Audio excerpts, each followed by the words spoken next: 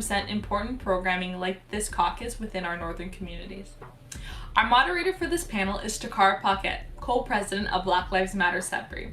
Our panel consists of Laura Hall, Carolyn Itwaru, Morin, and Joey-Lynn Wabie. Welcome, everyone. Biographies for our panel participants and a full list of conference sponsors can be found in our event booklet. We are pleased to offer ASL interpretation for each panel provided by the Canadian Hearing Services. Following this panel, all attendees will receive a feedback survey that can be filled out for a chance to win a prize pack of items showcasing the designs of our caucus artist, Sonia Ikitor Katini. Thank you everyone for your participation in Naadmaadwin, Black and Indigenous solidarity. Without further ado, here is your moderator, TiCarra Paquet. Hello, everyone, and welcome. When people come together, healing happens, which is why Naadmadwin, roughly translated to the place of helping, came from. This panel highlights the importance and long-standing history of Black and Indigenous solidarity. Thank you for tuning in for a captivating conversation on how these communities support one another and advocate for systemic change, reform, and reparations all across Turtle Island. Now, before we begin, I'd like to introduce myself. My name is TiCarra Paquet. I'm one of the co-presidents of Black Lives Matter Sudbury, and she and her are my pronouns. And before we get into the questions, I would like each panelist to just say a little bit something about themselves so you guys can get to know each other. To begin, William Morin, would you like to start? Sure, Ani, bonjour. My name is Will Morin. That's my income tax name. My spirit name is Naadmadwin, so it means north-facing wolf. My Ingen Dodum is my clan, Wolf Clan, and I come from Michpigwadurung, which is Michpicotton, which is a First Nation community just north of Sault Ste. Marie, near Wawa, Ontario. And I teach Indigenous studies at the University of Sudbury on the Laurentian campus, and local artists, activists, and a father joke comedian. So put that in context. All right, there we go. Thanks, Will. Next, Carolyn, would you like to introduce yourself?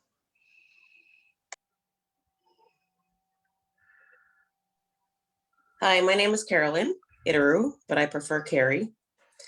I'm a Black Indigenous woman. My band is Mattapinagiog, which is in New Brunswick, and we're from the Mi'kmaq clan. I'm a single mother of 3 daughters, TiCarra being one of them, and I work for the provincial government, and that's about it. Thanks, Mom. Next, Joey-Lynn, would you like to give an introduction? Sure. Kwe, Ziguan Kwe Nadijnakas, Atikdo Dem, Wolf Lake First Nation Dinjiba, Algonquin Nishnabé Kwe and Dow. So I'm Algonquin Nishnabé from Wolf Lake First Nation in northwestern Quebec, although I grew up urban in Toronto, and I have 3 children, and I work at Laurentian in on Atikameksheng and Anishinaabeg land, Miigwech. Thank you so much. And lastly, Laura. Sego, Ani, my name's Laura Hall. Having a hard time keeping a straight face, telling you that I work at Laurentian University. Elephants in the room and everything. So this picture behind me is my great-grandfather. My grandfather was from Kahnawake, and his father, this picture is of him in Kahnawake with his pet moose. So I really like this photo as my backup, because I keep trying to figure out, he had that pet moose until the last days of his life. And I keep trying to think about what it means to have a pet moose, because I think that tells us something about our relations. and how whimsical we can be. And so I'm a professor in Indigenous social work at Laurentian University. So my mother was Mohawk and my dad is English Canadian man. And I'm also Two-Spirit. That's about it, I think. I'm Lemmigan and Swakamook. Thanks, Laura. Appreciate that. All right, so I'm very intrigued with this type of conversation, because when we talk about colonialism, or rather, especially in light of all of this anti-Black racism in Canada, you know, Indigenous people as well as Black people have had similar experiences, and as such, they have come together to try to eliminate some of the same issues that is going on. So I guess we could just jump right in, and we could start with the first question. So the first question I would like to pose to the group is, from your perspective, what are the intersections of Indigenous and Black histories in what is now called Canada? So I don't know if anyone would like to go first, or if you'd like me to choose someone. No? Okay. Will, you can go if you'd like. Thank you. I want to acknowledge Carrie Walalin. I say to you and your ancestors, to you and your daughter, I've spent time in Nova Scotia and spent time with the Mi'kmaq, and very much appreciating their journey in the birthing of my Anishinaabe spirit. One of the key things that is fundamental to a lot of Indigenous peoples is family. And in the introduction that both Joey-Lynn and I shared was we begin with a name, a spirit name, a clan, and a community. And in our language, those words are not just simply the translation into another language. It actually speaks of so many things, as was said by Laurel, is that connection to the natural world. My father had a pet bear. You know, we had pet wolves that came up, and we would feed them in the community. These are the kinds of things that we had in plays, but fundamentally it was about community. When you understood community, when you understood that what community is made up of, it was what brought us to an understanding when we see others that are also in that same manner. So when we say, oh, Wolf Clan, then you make connection with that person who may be from thousands of miles away, they are your relative. So that there is this desire to make connection and connect with others. So when you say those introductions, you open the door for others to find a connection with you. And in doing so, that's what my experience has been. Anytime I've walked around, growing up in various places and living in various places, you see others that are like us, like me. And we would recognize in them that struggle because of the struggles we saw in ourselves. And so here's a catchphrase for some of you. I'm not all one culture. I'm a mix of ancestry. My father was French Canadian, but my mom Anishinaabe Paquet. So I'm not brown and I'm not white. I'm bright. And let's all be bright in this reality where with that light we can bring about that healing. And I would see the brightness in other people and I would connect with them instantly, and there would be this desire to connect like we would family. And even in that English term, the word kin is that when you are kind with someone, you treat them like kin, family. And that's what I would like to begin with. So no, I think that's amazing. Well, and just to add too, that even the bright kind of analogy right there, my experience, and same with my mother as being Black and Indigenous, you kind of have this unique experience within, you know, settler Canada. And well, I guess I could just redirect the question then too, is Carolyn, do you have, given that you are Black and Indigenous, what is your experience having to navigate within settler Canada, given your intersection, and what type of reality is that? Well, for me, growing up here in Northern Ontario, Sudbury, spent most of my 44 years here in Sudbury. And my eyes really got open when I was about 20 years old, when I started working for the provincial government at the LCBO. So with all the stereotypes for Blacks and Natives, it really affected me. And from then on, I decided that I would raise my children completely different than the norm out there. When a Black man would walk into the LCBO, they would look to see, oh, maybe he's stealing. Or if a Native would walk into the LCBO, they would be like, oh, are you looking for the sherry? Like they had all these different stereotypes. So throughout my journey, I've worked at several different stores, the LaSalle location, downtown location, South End, and now I'm at the one by Marcus Drive. And everybody that I work with I make sure that they have a different understanding and a different respect for all races, not just Blacks and Indigenous, but for all races. I demand the respect, and I will not allow little stereotypes or broken words around me. Myself growing up, I've got different discrimination from both ends. When my hair is curly, I get discrimination as being Black. People don't want to come to my line, blah, blah, blah. Or if my hair is straight, oh, you got a pretty good job here, eh? Like, this is how people treat me. So my response is always with kindness and tell them that I earned my position. All right, thanks, Carolyn.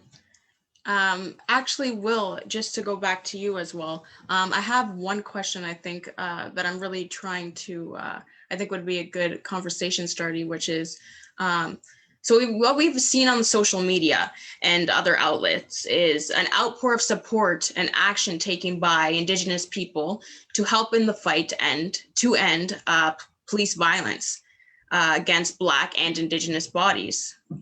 Why do you think Indigenous people are so inclined to not only be a part of this cause, but also to be such an influential player within the Black Lives Matter movement, working in solidarity with them? The word relationship is the relating on the ship.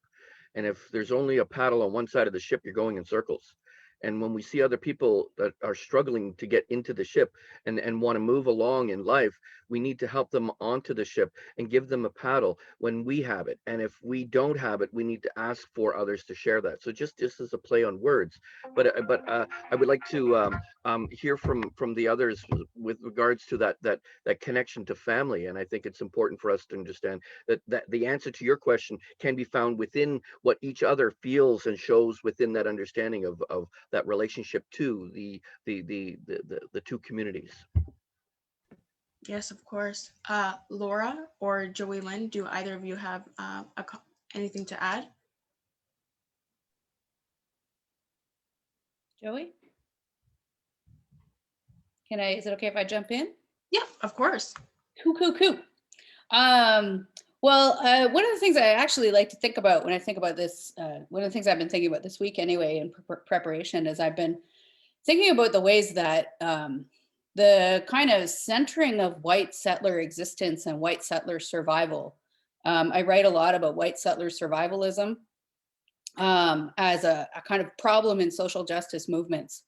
And so I actually think at times about the ways the white settler systems have kept us separated and have kept us separated because the ways that we're oppressed are different. The outcomes of our oppression can be different, and the reasons for our oppression can be different.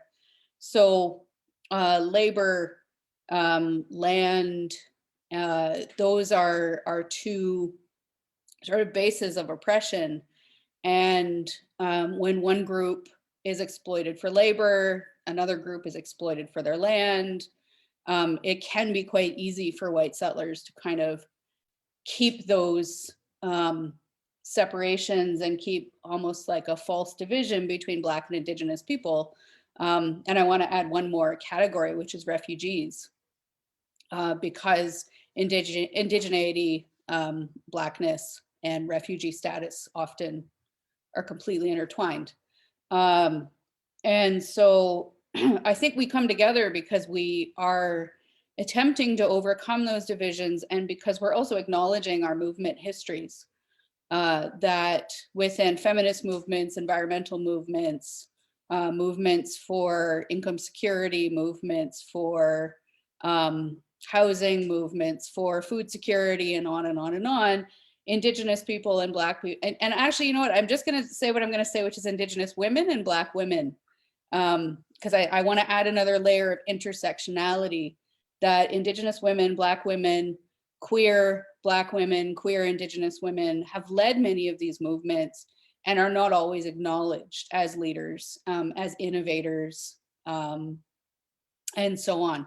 And so that's kind of where I come at that question. That's sort of how I come at that question, if that makes sense. On to Joey. Yes, Joey, if you have anything to add, go ahead. Are you, can you restate the question? Kind of not remembering what it was from the beginning. Oh, yeah, we kind of like developed more with that question. But I think the original question was like, given that, you know, we see on social media and other outlets, the outpour and support that Indigenous people have, and the action that they're taking with support of the Black Lives Matter movement. Why do you think Indigenous people are so inclined to be so involved in this cause? And why are they such influential players with this?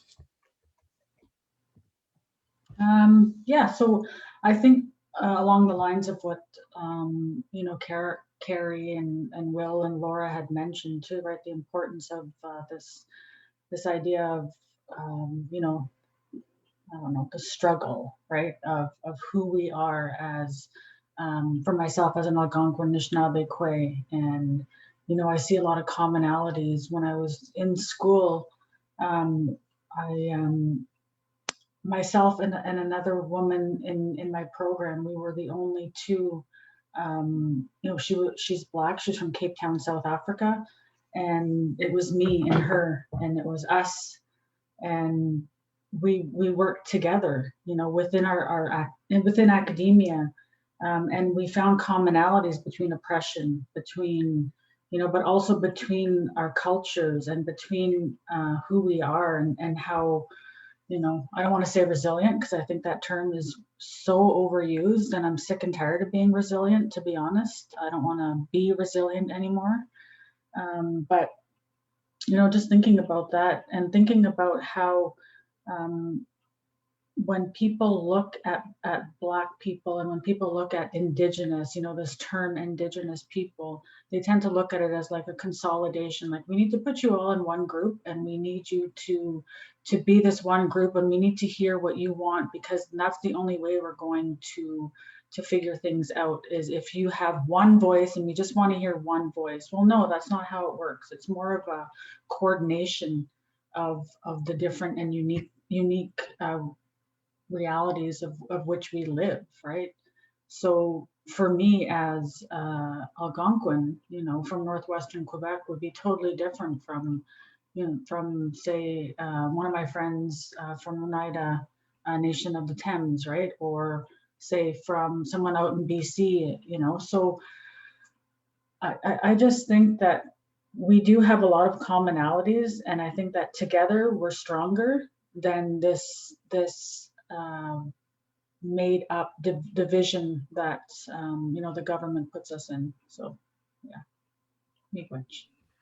If I could add to that, and I think it's really important to understand that what I said earlier about we can connect to others, we see in them ourselves.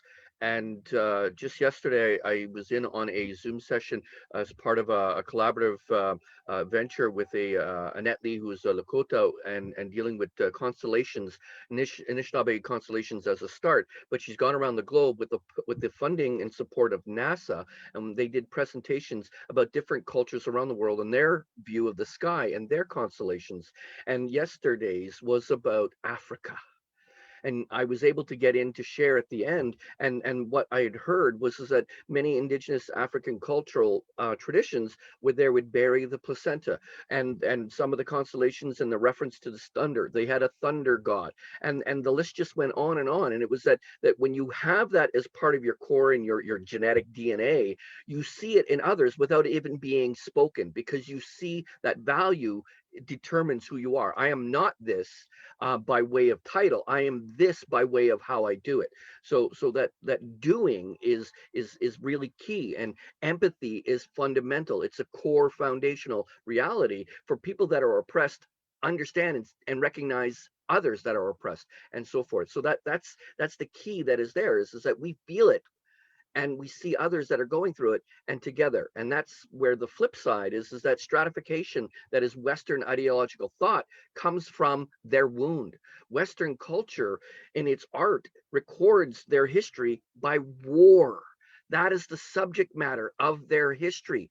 And so when you have wounded people confining other people, and then confining other people, that history is all trauma. And when they subject us to their trauma and they stratify us, that there's that hierarchy. But what Indigenous peoples do is they eliminate the hierarchy and they create that community, that circle.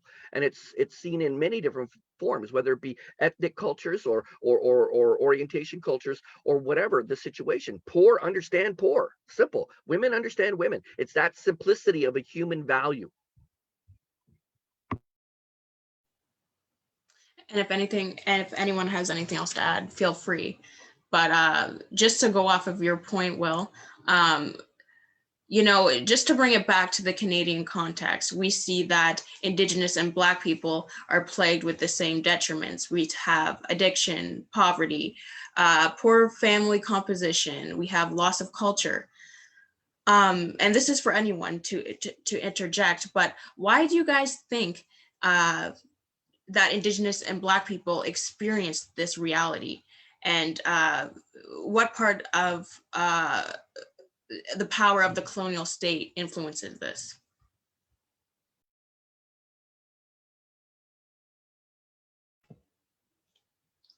Laura, did you want to start off? Sure, yeah. Big questions. I mean, I think on one hand, and I acknowledge the frustration with the word resilience, because we don't want to have to be resilient. But the sheer amount of violence and loss that communities who are descendants of a massive, horrifying system of slavery in the West, and the enormous, horrific system of genocide that swept over the Americas. I think that we are dealing with quite a bit of ancestral trauma, and inherited trauma, and we are doing some incredible work, and at times, this is going to be a bit controversial, I think, but at times I think we can see in each other that our resilience is quite immense, and the experience, or the things that we observe among white settlers, can be quite disturbing. I mean, the lack of ability to sort of own one's own traumas and own one's own hurts, and not entirely pass them to the next generation. And I mean, I'm kind of saying that a little bit in response to what's been happening in the States, to the Trump movement, and also to the Trump movement in Canada, which is really just a resurgence of settler colonialism. It's not special. It's got really not much to do with a con artist businessman from the 80s and 90s reality show world. It's really just resurgences of settler colonialism. I think we at times experience things like addiction, because we are trying to cope with our wounds. And I think there's a great deal of resilience in that. And I think that we can find ways not to pathologize ourselves or one another. So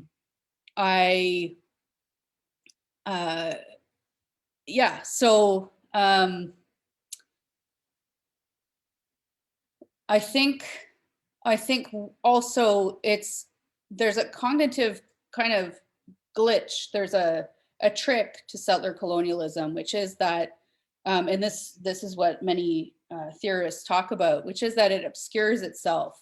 So it obscures its own path, which means we forget it from day to day that it's still occurring. And so the violence that the police unleash, I want to say something, and I can't remember which activist coined this term. Indigenous women and Black women are both over-policed and under-policed. So our murders, when we go missing, the police do nothing. And abolition movements are certainly acknowledging that there's a complexity to simply saying, hey, police, go away. Because at times we are not being, you have individuals with access to crime sites, individuals with access to evidence who are not doing any aspect of their jobs. And so we have this ongoing violence and ongoing trauma and ongoing loss. And we're struggling to sort of deal with then a system that tells us, no, the loss was in the past and the trauma was in the past. And we're going to continually do that to you. We're going to continually park the trauma and the loss in the past. And that's not just a system of government, it's a system of, it's the society we live in also. It's a system of settler colonialism, whereby even activists in settler justice movements, settler dominated social justice movements aren't always aware or willing to challenge themselves to bring that understanding into a contemporary context and to decenter whiteness again and again and again. And that's the job that needs to be done. So I think addiction is quite resilient and quite incredible in many ways. Merely surviving can be a victory in the times that we live in. That's not to say that there's failure in dying. That's not to say that there's failure in our ancestors and our spirit beings who help us from the other side. I think we need to continually recenter our cultural understandings of loss and death as well. And I think we need to be very careful not to pathologize addiction the way that white settler society wants to pathologize addiction and our approaches, our ways of coping with trauma. Not sure if that answers the question though. I'll move it along. No worries. That's what we're here for, to have these discussions. Joey-Lynn, did you want to add a bit about that? I can restate the question for you if you'd like, or. I see it in the chat. So okay. Yeah, which is excellent. So thank you for putting that up there. So looking at, why do I think, as I guess an Algonquin Anishinaabe, that Indigenous and Black people experience this type of reality? And I think it's about land and it's about resources. And it's about like the way that it's used as some type of like, it's capitalism, right? Like it's this idea of how can we make the most money off of the land, and how can we make the most money off of the resources? And so, thinking about from where I'm from, in on this part of Turtle Island, with when just thinking back to like the fur trade, right? Thinking back to when they came over and they seen the resources and the land and how bountiful, taking, I guess, from their words, because I don't think I use that in my everyday language, bountiful, but, just seeing it and seeing how rich, and rich not in the form of money, but rich as in resources. They see money, and what we see is connection.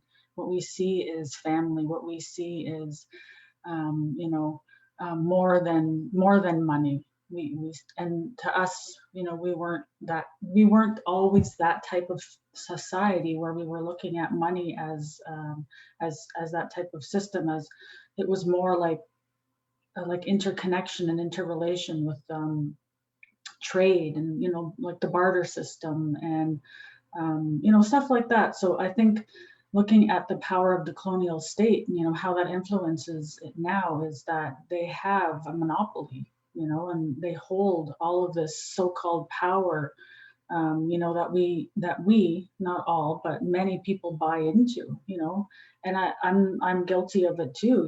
I do buy into the, material stuff. I buy into all of that stuff. And sometimes it's difficult to get away from.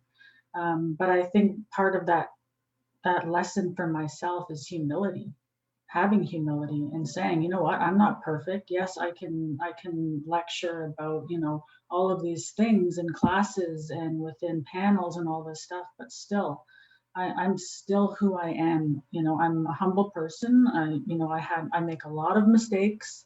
I don't think I know everything.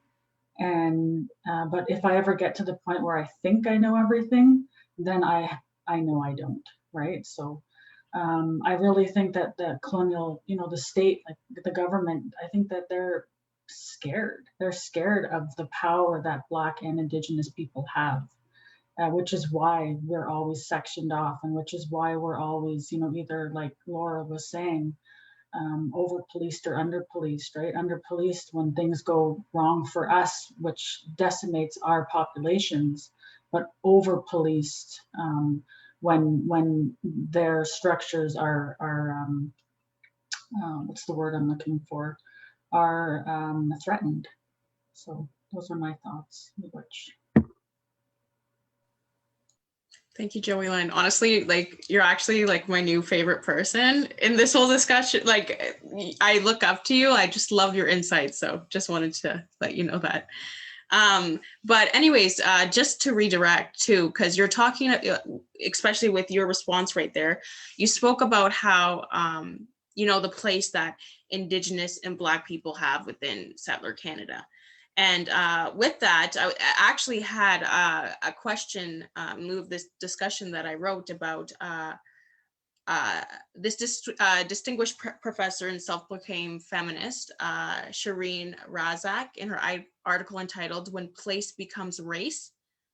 She explores how place becomes race in spaces that are not socially or systemically or institutionally acceptable for non-Eurocentric bodies. So I pose to you, and maybe Carolyn or Will would like to go first. Why do you think Black people and Indigenous people view space differently than their white settler counterparts?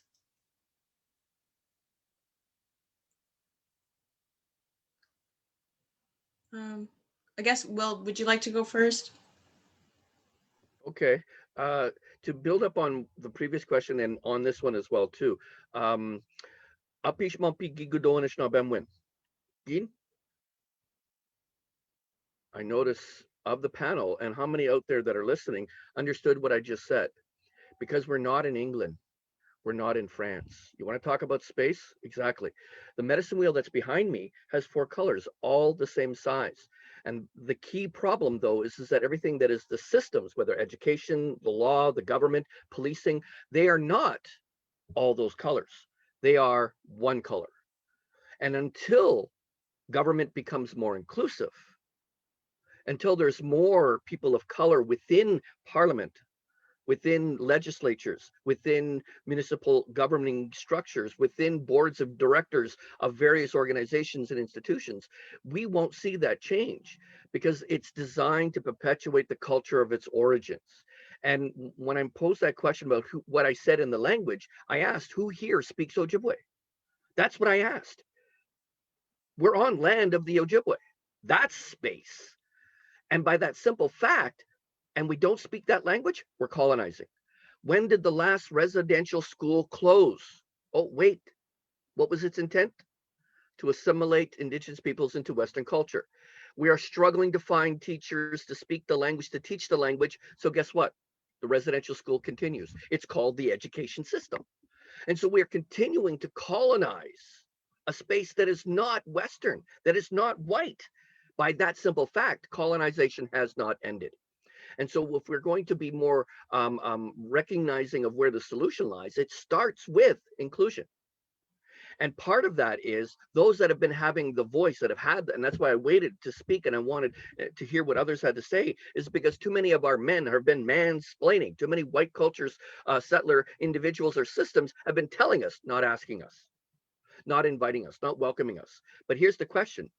Canada, if you're a Canadian citizen, if you're non-Indigenous, and you're a Canadian citizen, you're in Canada, but Canada is on Turtle Island.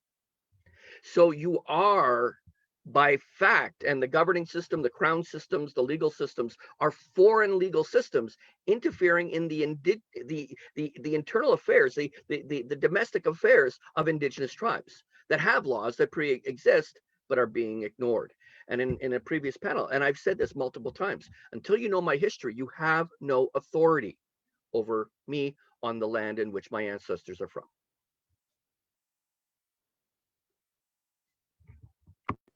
I think that is a really good point. And you know, the whole, you don't have authority unless you know the history of the land in which you're residing is that's a very good notion. And if anyone has anything to add to that discussion, you're welcome to now. Laura, do you have anything to add? I just wanted to check to see if Carolyn wanted to add something.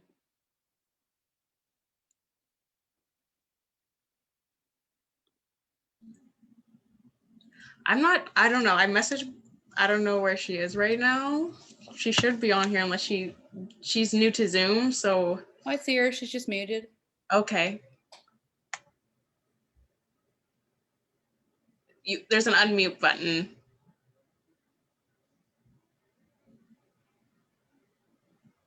Hi. Hi. Okay. I think that the white settlers have always tried to keep us in our place. They try to give us our positions and where we should stay. And I think it's been going on for far too long that we're now standing up and saying, we're not taking it anymore.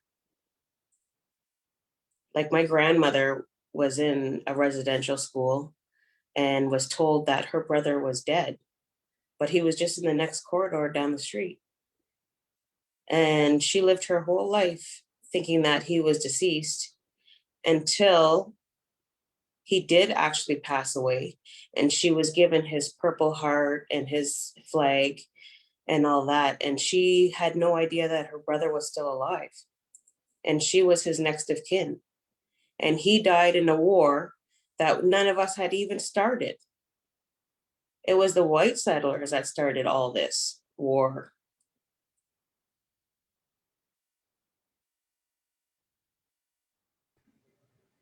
Thank you, Carolyn. That's a really good insight right there. And to just to segue into another discussion question. One of the reasons why we do these type of panels is so that we can educate the audience on maybe things that they don't know about what's going on in Canada's history or contemporary landscape.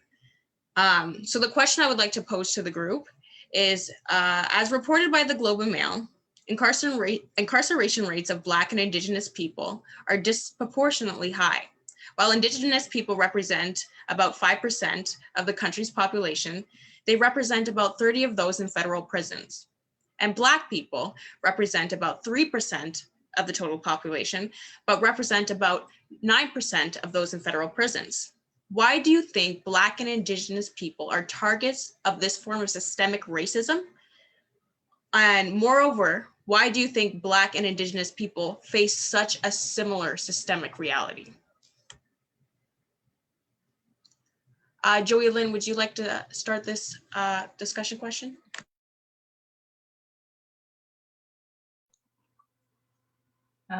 Sure.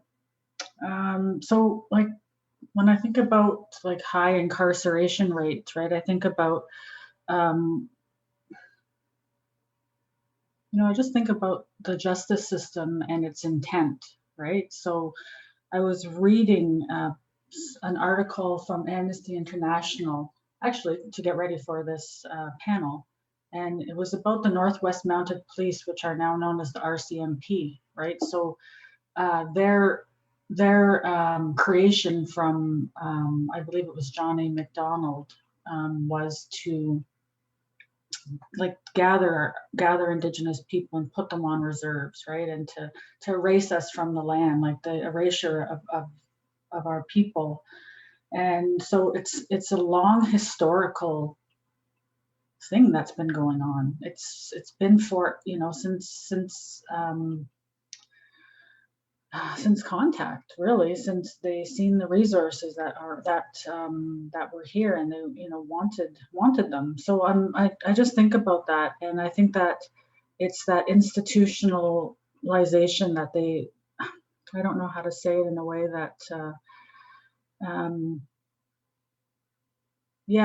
I think because it's a system that's not designed for us. It's a system that's been designed to oppress us and to assimilate us. And if they can't assimilate us, they kill us, right? So I think that that's important to note. So I think that that's part of the system. It's a slow, gradual way to assimilate to assimilate us and to oppress us. And then what happens to us, not us as in, like Black people and Indigenous people when they're incarcerated, right? So, that's not a rehab. It's not a rehab place. It's not a place to be rehabilitated. It's a place that is, not is designed as retribution or like punitive, right? So, yeah, I think it's really sad, and there's probably lots that I'm missing, but I think it's something that I'm glad that I'm on a panel. That way I can hear from Laura, Will, and Carrie. So I'll just stop there. I think that, miigwech. No, thanks so much. And I agree to the effect that, one of the reasons why they over police or do these type of things is to ensure that white settlers still have dominion over the land. If you keep Indigenous and Black bodies down, then, they have control of governance. They have a control of the institutions of, virtually every political factor in society. So yeah, I agree. Will or Laura, do you have anything to add? Yeah, and I think Joey-Lynn, for her calm demeanor and the patience, the wisdom that comes when one is patient before they speak, and it's why I've been trying to exercise that and wanting to hear others before I spoke. But that echoes the sentiment of Canada's history, is to eliminate Indigenous peoples and their title and their status as a way of doing so. But education was one of those tools to try to educate us out of and off of the land. But when we didn't excel within the education system, it was because the education system, still flawed today, is designed to perpetuate the culture of its origin, not to teach the people from other origins. And how many Indigenous peoples that, if they were tested in the standard system, would be recognized as having a learning disability? They don't have a learning disability. They have a way of learning that's different than the way that is taught. So therefore, they fail. So schools are where the problem is. Kids didn't fail. The system failed the children that became adults. And when you have no educational tools, then you're going to go into a self-destructive reality or make bad decisions. And it was only actually having served in the armed forces where I was tested for the first time to confirm the struggles that I had as a learner in school, that I was identified as having a learning disability, that I had dyslexia. And so I got out of the Army, and now I'm working on degree number 5. But I'm not going to finish it just yet because I'm not prepared for Western culture, that white system, to give me the 5th degree. Because I've made all this effort to gain all this knowledge. I've served in the armed forces during the Yoko crisis and the first Gulf War. I've got all these degrees, and they still don't listen to me. Why? Because it's not designed for me. So I'm telling by my title, by way of I've served in the armed forces, I have status, I have these degrees. You don't get to tell me. You have to ask me, and I get to inform you. I'm not asking you, I'm informing you. And when I say you don't know my history, you have no authority over me. But I'm in a unique position because of where I am. So I have to speak for those who've lost their voices, those family members that are not there to be able to do so. And the struggle and the challenge, and it's the passion that's behind it. Myself and my wife, each of us have a sister that was taken before their time, because the system wasn't designed to care for them. And yet the individual that took my sister's life was given 3 weekends in jail. 3 weekends in jail for killing my sister. And the reason why was because he was a university student. A university student. Yay, I will give him all that, benefit. But the fact of the matter is, when I found out only afterwards that when they began the discussions about the missing and murdered Indigenous women and the struggles and the injustices, not just to Indigenous peoples, that was after I'd already been teaching at Laurentian at the University of Sudbury for over 10 years. That's when I realized that was the school he went to. And these are the reasons why I continue doing what I'm doing. If we're going to bring healing, because that is called a medicine wheel, and it's only going to be medicine when we come together equally, when the system is inclusive and our penal system is not. Penal, punishment, that we did not assimilate. So bad us. No, sorry, you're the one that's the problem.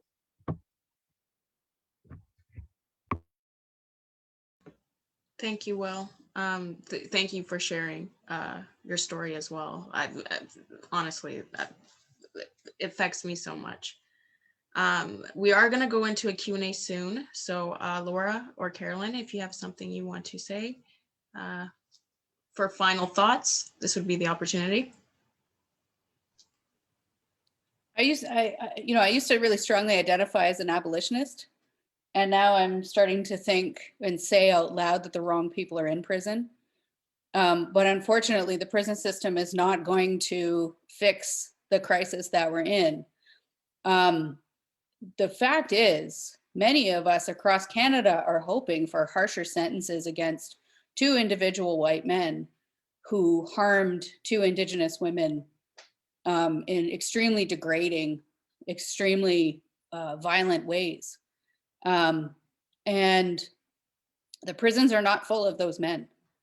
And on one hand, we have this this need for some kind of protection from these violent individuals, but on the other hand, we know that these systems don't work for us.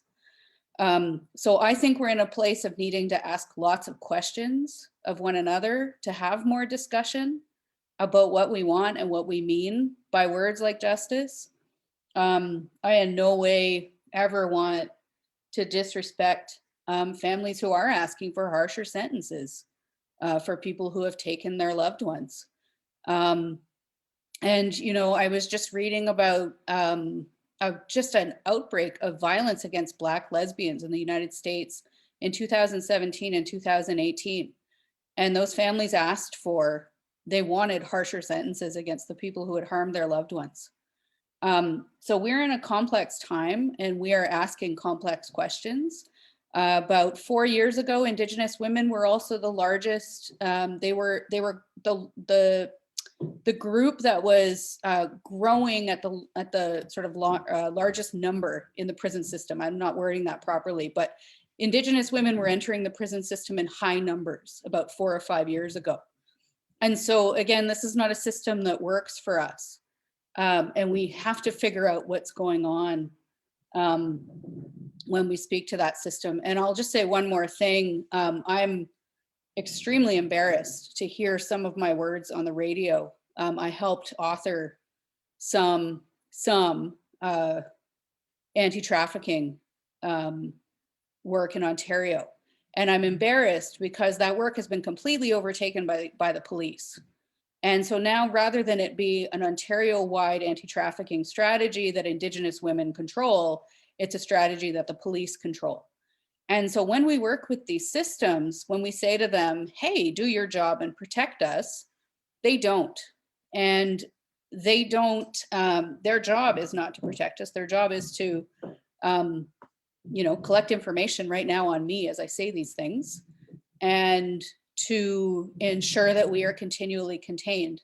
And I think it is about resources and the land. I also think it's a system that is like a snake that eats its own tail. It's a system that's destroying itself. It's not just a system that, one of the things I like about Razik's work is it almost seems as though it's a repetitive process, almost like something that the system has to enact again and again and again to prove its own settlement.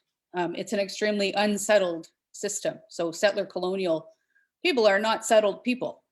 And that reenactment of settlement and the reenactment of clearing the land is what we saw in Saskatchewan. It's what we see in the cities.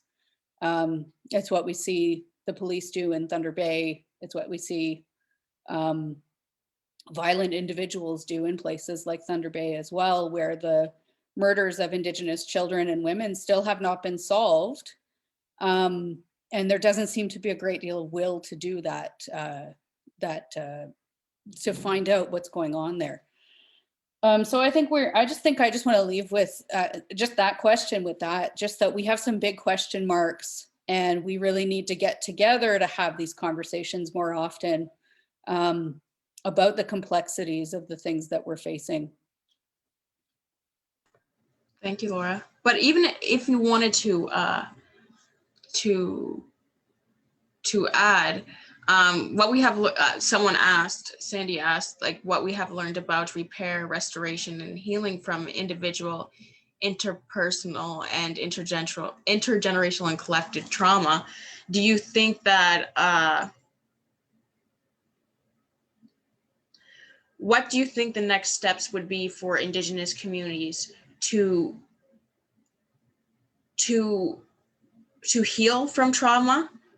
And what does decolonization mean within the 21st century? Two really big questions, but if you wanted to start, we can go for you and then we could discuss that a little bit more.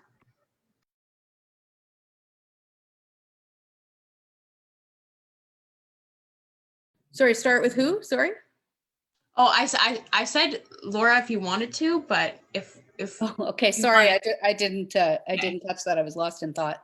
No worries. Well, I think that what I talk a lot about in my work, when I try to sort of wrap my head around, is the idea of centering Indigenous, centering land back and centering reparations in all of our activist movements, so that if we are talking, for example, about environmental issues, if we're talking about climate change, we need to center the voices of Indigenous and Black communities. If we're talking also about income security and housing, again, we need to center the voices of Indigenous and Black communities. I think that I'm starting to develop a bit of cynicism toward, to be honest, I've been watching and been a little bit attacked online by people I'm calling the Bernie bros, who wish to continually center white settler survivalism in their economic, political, environmental, and so on movements. And I think we need to do the work of doing that decentering, but also recentering Indigenous and Black voices. So I think land back and reparations are the answers. I think also being intersectional about those responses is extremely important. Land back for whom? If we're going to be very, we need to be honest about the fact that Indigenous people are also urban, that Indigenous women are also urban, that land back cannot be about Indian Act governance and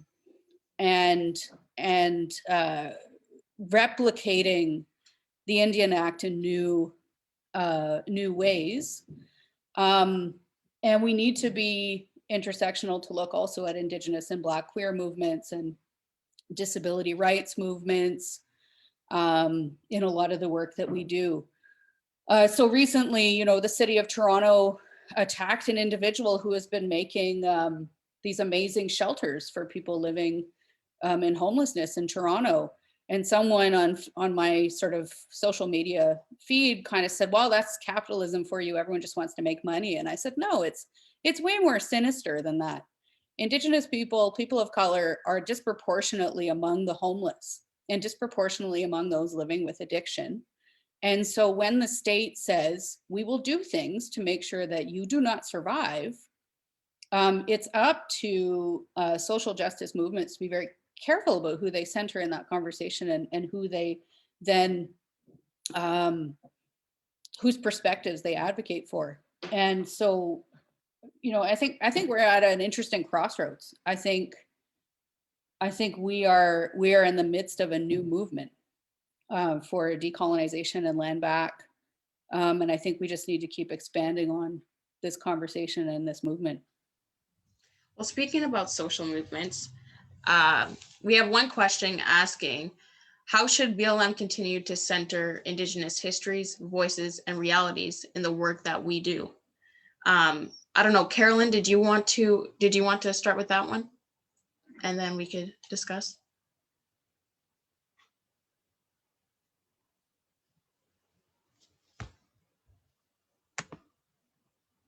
Carrie?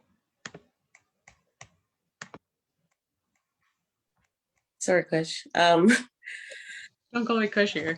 Anyways, I think with you being, part co-president, I don't think Indigenous matters will ever get swept under the rug.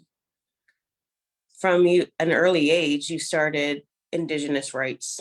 You wanted education system to implement Indigenous studies in elementary schools. And your point was that in high school, there's no classes. It's only until they get to university that they can actually have Indigenous studies. So you wanted to implement Indigenous studies in elementary schools to get rid of part of the racism. And you started that at a very young age, so I'm sure you're gonna continue on with that.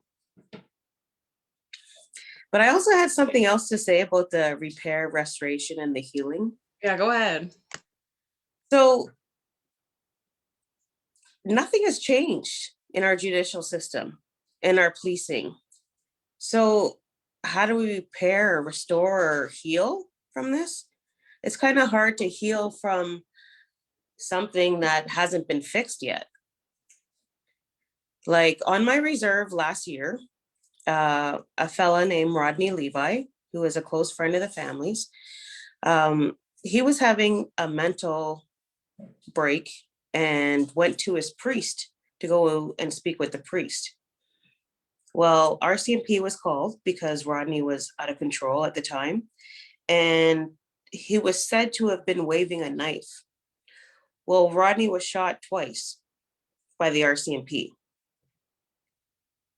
So you get a whole reserve mourning now for this lost soul, and to restore or repair, like it's not even a question. Like they don't trust RCMP.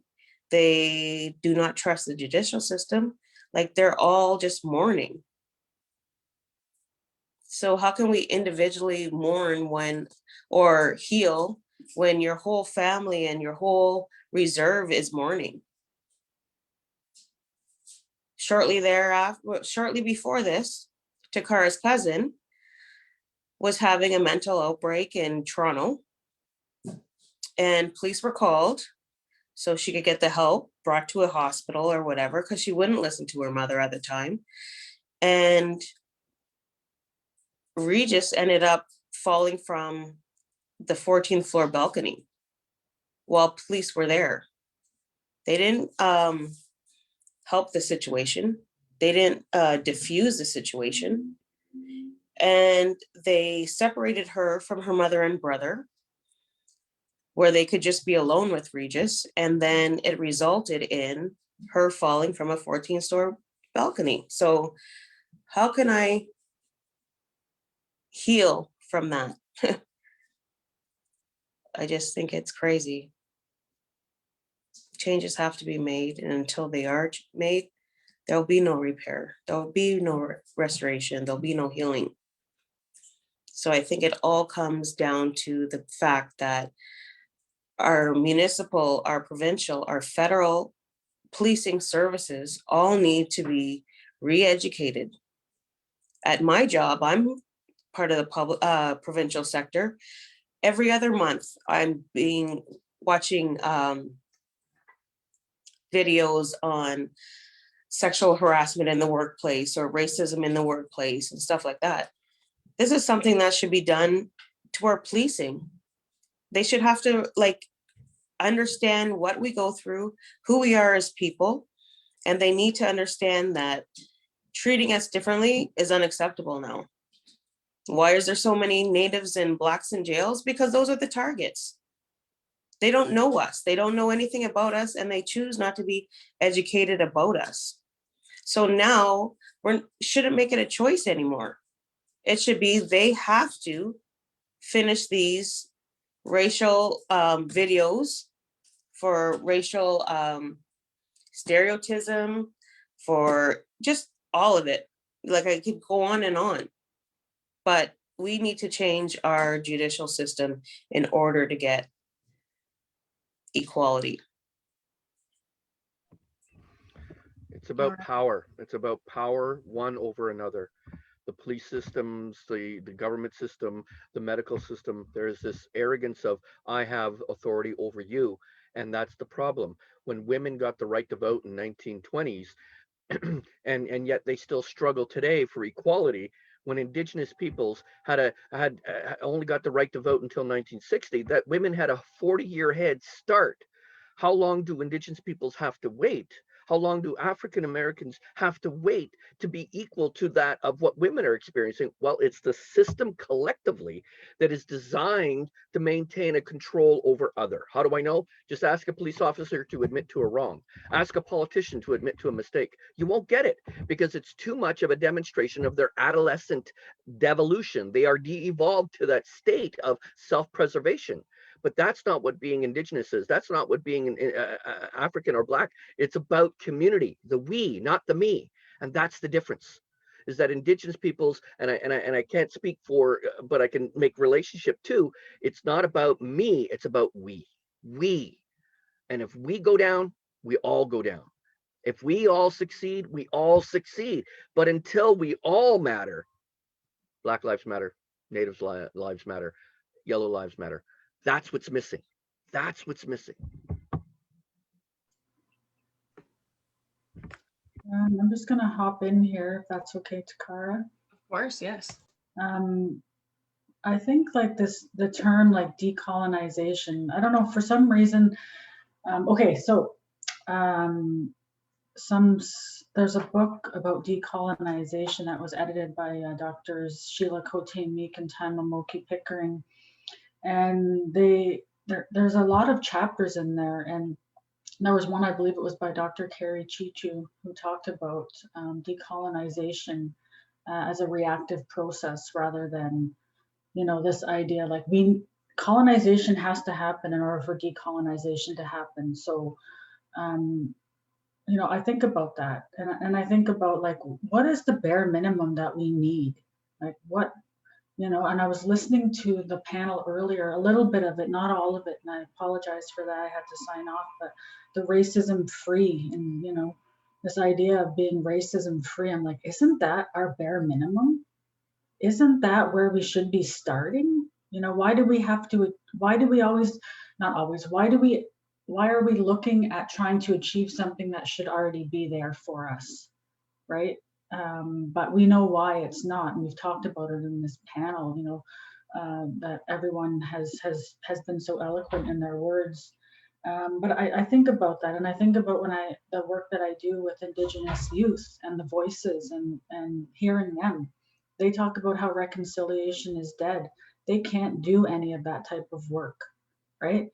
Because they need to reclaim and have that reclamation of self, culture, identity, language, land, all of those things before they can move forward in their own relationship. So they need to reconcile with themselves before even thinking of reconciliation with other people. And, just thinking about that piece. And, I just think that we need to be listening more to the youth. And of course, that special relationship that they have with elders on the medicine wheel, listening to youth and elders. I think that's, for me, that's what I like to sit and listen to the elders, storytelling and listening to the youth and where their voices are at also. So, miigwech. I'm seeing like a series of different questions that are really interesting. And a couple of them are touching on CAS. And there's something really simple that a number of us said when we were in policy based, research based Indigenous organizations about CAS. And one of the things that we said was that we have to prioritize prevention over apprehension. And that doesn't mean we never have apprehension. Apprehension may still occur, but in the old system, the way Indigenous people have always done these things, if something was going extremely wrong in a family, then grandma or auntie might intervene, and there might be what we are currently calling kinship care. But where kinship care falls apart is when kinship care is mandated by state organizations, where Indian Act governance starts interfering with kinship care and so on. But when we say prevention, what we really mean is what someone's saying in the chat about mutual aid systems, mutual aid, mutual care. So we're talking about things like, again, centering Indigenous and Black voices in income security conversations, promoting income security and housing for Indigenous women and Black women. Prevention is about land return. So prevention in CAS, prevention over apprehension, is also about ensuring that Indigenous people, and particularly Indigenous women who have been dispossessed because of the Indian Act, have land. So, I mean, that sounds so simple, but when we really think about how the system's stacked up to prioritize Indian Act governance and to subsume the voices of Black women and Indigenous women and queer folks, I think we need to look at that prevention model and look at the ways that all of these systems and all of these things might actually weave together. What kind of mutual aid style network to keep us safe? And yeah, let's be honest, I can't be necessarily as honest as I'd like to be in this Zoom about what keeping each other safe might start looking like. But we have to start having honest conversation about that. We have to, we certainly have had our Bear Clan, our Bear Patrol, I should say, Bear Patrol systems have certainly some effectiveness. But you know what, let's talk about what's happening to us and talk about ways we might want to deal with that.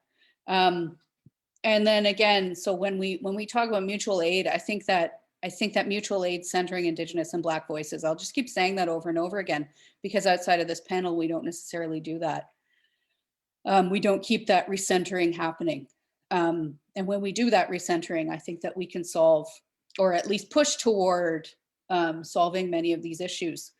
I don't want to take up too much time. Years ago, something occurred and I ended up phoning the police, and afterward I phoned my network of friends and I said, I shouldn't have called the police. An individual broke into my home and he was in my kitchen. And so I went in, started yelling at him and was about to throw a mug at his head. But I was afraid he was going to come back because I'd embarrassed him. I was wearing a Guns N' Roses tank top and underwear, and I was about to throw a mug at him. And to me, that, that's like the funniest thing, but it was also terrifying. And so I called the police, and that was a really difficult choice. The police immediately began racial profiling. They immediately began telling me what I should have done differently, which was to lure the man into my bedroom and all these other things. They were being horrendous. And what my network of friends and I talked about was that I did the best thing that I could have thought of in the moment, because we don't have the networks we need in those moments. We don't have the people we should be able to call in those moments to deal with those things when they're happening.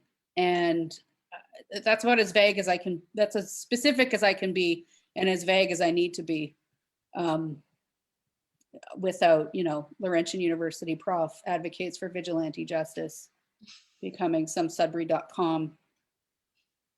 No, love it. I love to hear it. Headline. So actually, that is about all the time we do have left for the panel. So if there's any last remarks that you guys would like to say, this would be the time. Let's move past decolonization and towards unsettling the settler. And in order to do that, we need to recognize the necessity of what the TRC is speaking about, which refers to the benefit of all, as its calls to action are going to call for change, and not for Indigenous peoples to change, not for Black people to change, but for Canada and non-Indigenous peoples, non-Black people to change. And it's going to be uncomfortable. So we have to unsettle them in their comfort. And we are calling them to task. If they are comfortable, they're doing it wrong. Thank you, Will. Laura, do you have any parting words? Yeah, I mean, I think I'm just going to keep hammering the same points, and I think that we need to be intersectional. We need to resist some of the dividing lines between the categories of identity that we're talking about: Indigenous, Black, refugee. Many of when we talk about kids in cages and the really terrible immigration policies that we have in Canada and the United States, these are settler colonial countries that are making decisions about immigration that they have absolutely no right making. And I always think about that when I think about our movements of solidarity with one another, because these are often Black and Indigenous people in these immigration detention type settings. And so we need to start working on, we need to work continually. And I don't mean start, I mean acknowledging our movement heroes and continue the work of creating mutual aid with one another. Yeah, that's sort of my final word. No, I like the preaching. I like the preaching about it too. Carolyn, do you have any last parting words? I just think that, we're on the right track here. We're starting the right thing. Sudbury is a little town with we got 150,000 people here, as opposed to a bigger city like Toronto. We can make our demands and we can make this happen within this. And this is a start. Thank you, Carolyn. Lastly, Joey-Lynn, any parting words? So for myself, because I am Algonquin, we never signed any treaties, but I did want to stress the importance of treaties, and that some way, somehow, we are all part of that treaty process. Specifically, when we're looking at Swakamuck area, we're looking at the Robinson Huron Treaty, and if we're looking at trying to get settlers and having them be unsettled, we need to hold them to account to their role within the treaties. It's not just our treaty, as well as not my treaty, but our treaty, but it's their treaty also. So if they want to, we, as I said, we need to hold them to account. We need to say, hey, listen here, like this is what you agreed upon. Get your shit together and do it.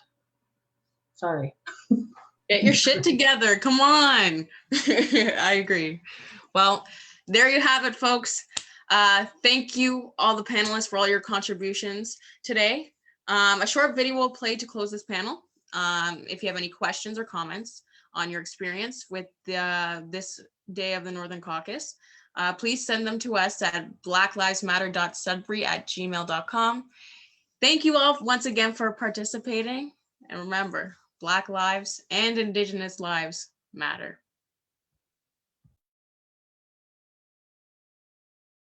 Thank you, TiCarra, and all our panelists for cultivating such an exciting discussion. I sincerely hope that everyone enjoyed themselves. As a reminder, keep an eye open for our follow-up survey and an opportunity to be entered for a chance to win a prize pack of items showcasing the beautiful art of caucus artist Sonia Ikator-Katimi. Join us tomorrow for day 2 of Here to Stay Baby and Northern Intersectional Caucus. We begin the day at 12 p.m. with Neo-Fascism, the rise of modern fascism in Northern communities. For Northern Caucus information, please consult our virtual event booklet and stay tuned to our social media. Thank you again to our sponsors, Cambrian College, Canadian Mental Health Association Sudbury Manitoulin, Centre de Santé Communautaire de Grand Sudbury, Centre Victoria pour Femmes, Collège Boréal, Galerie du Nouvel Ontario, Greater Sudbury Public Library, Laurentian University Université Laurentienne, Public Health Sudbury and Districts, Réseau Access Network, Société Alzheimer's Society, Sudbury Action Center for Youth, Thornhill University Women's Gender Sexuality Studies Department. And remember, Here to Stay Baby is not only the header of this event, but a battle cry for marginalized communities residing in Northern Ontario. Our lives have value, we belong, we are here to stay, baby. Thank you for joining us and have a splendid rest of the day.